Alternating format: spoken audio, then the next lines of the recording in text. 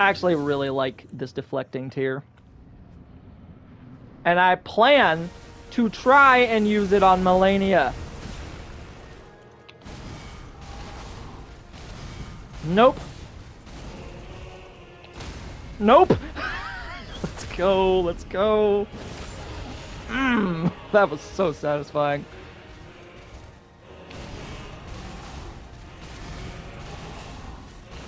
Oh, let's freaking go, bitch.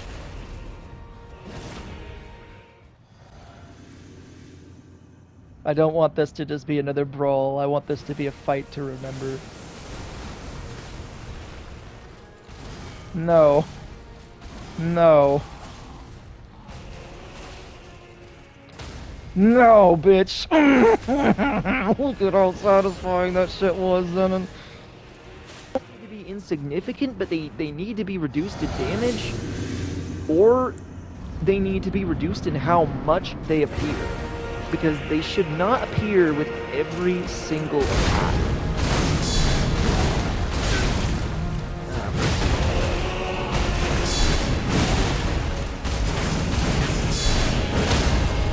This is pretty much all I can think of to negate all that nonsense, is to use this guard counter build.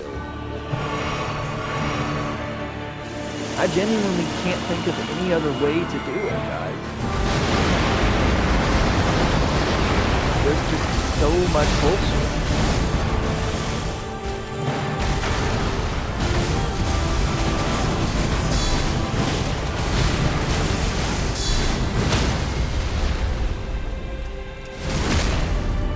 There's just so much bullshit to keep up with.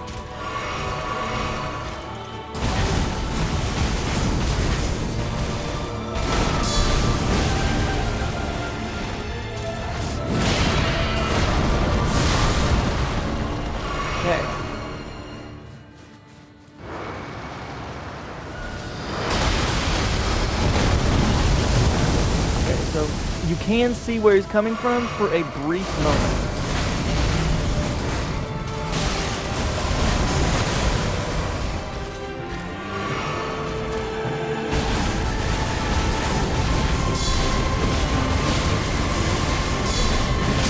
We got him. There we go. Holy shit. Oh. That took way too long, guys. That took a total of... God, it almost took me 6 hours to beat this guy. 6 hours. That's not including all of the off-screen... You didn't see how many times I died to this guy. But we finally beat the final boss of Shadow of the Erdtree. Oh my gosh. That took way too damn long. It took me days. It took me the other day, and it took me today. This is a second day that you see right here. I changed my build and everything, because the crit build, it just could not survive against the constant onslaught of bullet hell bullshit that he throws at you in the second phase. Honestly, if that second phase wasn't there, this boss would still be ridiculously difficult. Satisfying to fight and fun, but still difficult. Why they chose to make him so insurmountably strong, and on top of that, give him the ability to spam bullet hell levels of beam attacks that just chip away at your health, and make it borderline impossible to dodge any attacks, even with light roll. It baffles me. It is completely unreasonable to deal with any of those attacks that he did in his second phase. I cannot see anyone reasonably dodging any of that, even with light roll. Even with Bloodhound stat pre-nerf. I doubt you could even iframe through all this shit with Bloodhound pre-nerf. That's how stupid it all is. I had to rely on guarding everything and hoping that I could get enough hits in before he killed me. boy. Don't get me wrong. It was cool, but it was a nice little throwback to the twin princes from Dark Souls 3, Lothric and Lorien, but good freaking lord, dude. That boss just... They might end up having to tone it down a bit. That's not... This isn't a boss that you just get good at. This is a boss that you really just kind of have to be lucky against. You have to be lucky and you have to be using the right build. I cannot see hardly any other build being viable against this boss. Because other builds aren't going to be able to do enough damage quick enough before he kills you. Because you can't dodge with light roll, like I said. All of his attacks seem to just follow up with beams so frequently and so fast that it makes rolling unviable as a strategy. It makes rolling practically useless. Because you're always going to take a beam after you roll. Every single time. The first phase is manageable, and it's actually kind of fun to play against. It was fun to learn. I got some really satisfying fights with his first phase. But the second phase, man, it just ruins the whole fight. It's a spectacle, yes, but in their pursuit for making the ultimate challenge, they sacrificed player enjoyment. I don't see anybody enjoying this fight. Not the second phase. The first phase, maybe, yes, but I was enjoying the first phase. Even though it was difficult, I was enjoying it because I didn't feel like I was losing due to just bullshit. I felt like if I lost, it was my own fault. So I wanted to improve.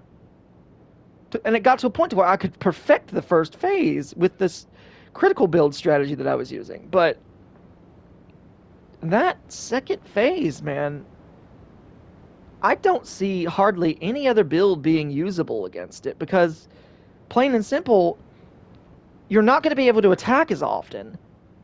You're not going to be able to get as much damage in. Hell, the only way I was dealing hardly any damage at all, actually, I think the only way I was doing damage there was by perfect guard countering. I think that's the only way I did damage in that last fight. Was just using that guard counter tier. And surely that is not how From intended you to do it. Because that just... Not only does that limit player build viability to a ridiculously minimal degree. Like, it makes it to where there's so many builds that just will not work against this boss's second phase. Hardly anybody is going to be able to fight this boss with magic, for example. I do not think for a single moment that using magic is viable against this boss. He just attacks so frequently in his second phase. And every single attack is followed up with those stupid Mikola beams. But anyways, minor rant there. From if you ever really had any desire to keep the players happy, challenged but happy, please do something about that second phase. That was not fun. It ruined my entire enjoyment of the fight. It was cool at first, but the Mikola beams, man. The Mikola beams and the fact that it was obscuring my vision and affecting my game's performance. If you guys didn't notice, the after image glowing gold attacks that kind of made Radahn attack multiple times in the same sequence, those attacks caused my game to frame rate drop drastically and affect my game's performance. That is not okay. That is not okay, ever, to make the player have to worry about their game not functioning properly because the game is overworking the console. They need to tone down the beams, and they need to tone down the amount of particle effects. And to be honest, they need to tone down They either need to tone down the number of beams that spawn so that you can actually reliably dodge. Because I genuinely do not think you can dodge any of those attacks. I don't see anyone dodging those attacks, even with light roll. I tried it. I tried it multiple ways. It just wasn't working. Every single time I rolled, I was getting caught. Every single time, no matter what time I rolled, no matter how precisely I timed it, the beams would always catch me at the end of my roll frames before I could roll again, even with light roll. But anyways, that was quite the challenge. I won't lie, but good grief. You've got to tone that down a bit. That was insurmountable, taken to the absolute extreme. That was absolutely overwhelming. And it almost drove me to despair and give up. It literally almost made me give up on trying to fight the boss, because I just could not see hardly any way to reasonably deal with all that bullshit. Anyways, the rant is over.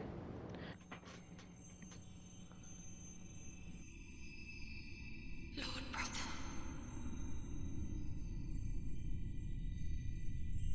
I'm going to be a god.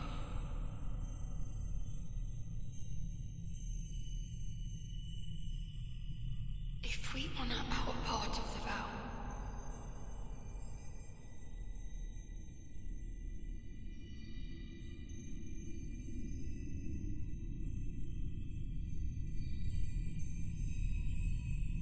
promise me you'll be my consort.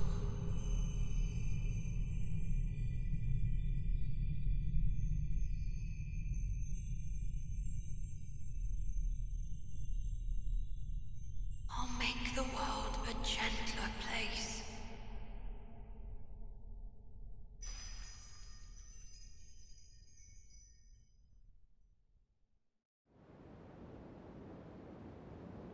Right then, so that seemed to be a memory of Mikola.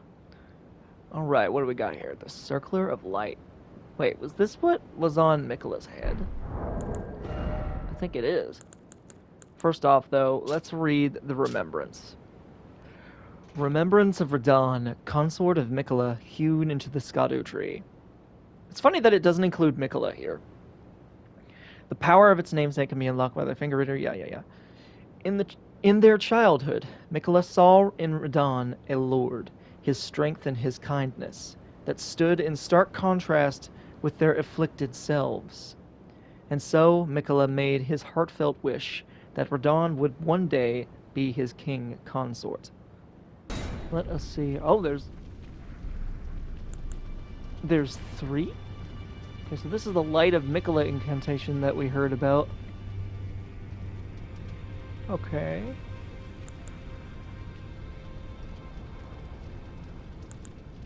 Good grief. Whopping 72 faith cost. And you have 2? We have 2 Radahn swords that we can get as well. Let's go ahead and just take a look at this. Great sword of black steel wielded by Radahn in his youth. A pair of weapons decorated with a lion mane motif.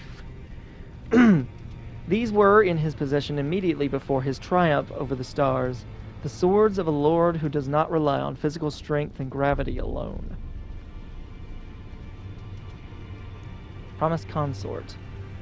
Imbue the 2 great swords with the light of Mikola, then deliver a slashing attack accompanied by columns of light.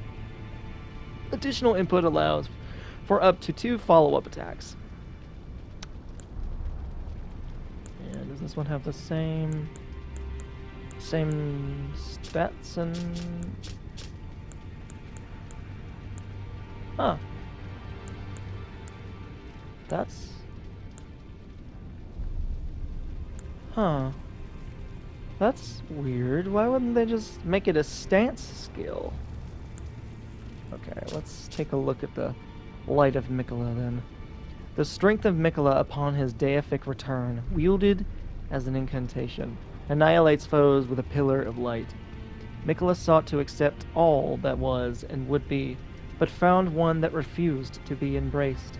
No wonder, as one god and one king consort is all the world needs. The helmet actually looks a little different. Horns are bigger, but his hair is more well kept and braided. Let's see here.